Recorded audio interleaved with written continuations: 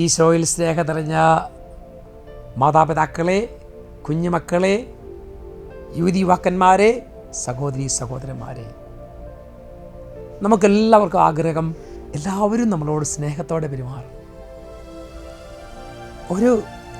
ഇന്ന് ചിരിച്ചുകൊണ്ടൊക്കെ സംസാരിക്കുന്നത് കാണാൻ നമുക്ക് ഭയങ്കര സന്തോഷമാണ്.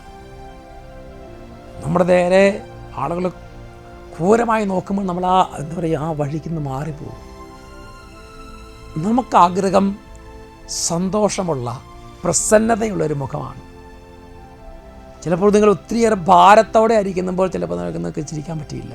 പക്ഷെ കർത്താവ് പറയുന്നു, ആ ഭാരമൊക്കെ കർത്താവിന് സന്നിധി സമർപ്പിക്കുക. കർത്താവ് പറഞ്ഞല്ലേ, നിൻ്റെ ഭാരം മുഴുവനെ ഏൽപ്പിക്കുക. ഈ പ്രഭാതത്തെ ഒത്തിരി ഭാരത്തോടെ എഴുന്നേറ്റിരിക്കുന്നവരുണ്ട്. എന്നിട്ട് സന്തോഷത്തോടെ ജീവിതം മുന്നോട്ട് കൊണ്ടുപോകുക. നിങ്ങൾ മറ്റുള്ളവരിൽ നിന്ന് എന്താഗ്രഹിക്കുന്നോ അത് നിങ്ങൾ മറ്റുള്ളവർക്ക് കൊടുക്കുക. ലൂക്കായുടെ സുവിശേഷം 6-ാം അധ്യായം 31-ാമത്തെ ലിഖിതം. മറ്റുള്ളവർ നിങ്ങളോട് എങ്ങനെ പെരുമാറണമെന്ന് നിങ്ങൾ ആഗ്രഹിക്കുന്നുവോ അങ്ങനെ തന്നെ നിങ്ങൾ അവരോട് പെരുമാറുവിൻ. മറ്റുള്ളവർ നിങ്ങളോട് എങ്ങനെ പെരുമാറും നിങ്ങൾ ആഗ്രഹിക്കുന്നുവോ അതുപോലെ അതിനേക്കാൾ ഇച്ചിരി കൂടുതലായിട്ട് നീ അവരോട് പെരുമാറണം.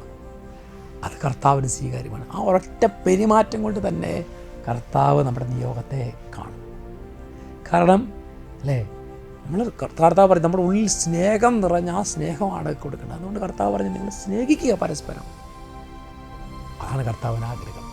ഈശോ അനുഗ്രഹിക്കട്ടെ ഈ പ്രഭാതത്തിൽ, ഇപ്പോഴും എപ്പോഴും എന്നേക്കും. ആമേൻ.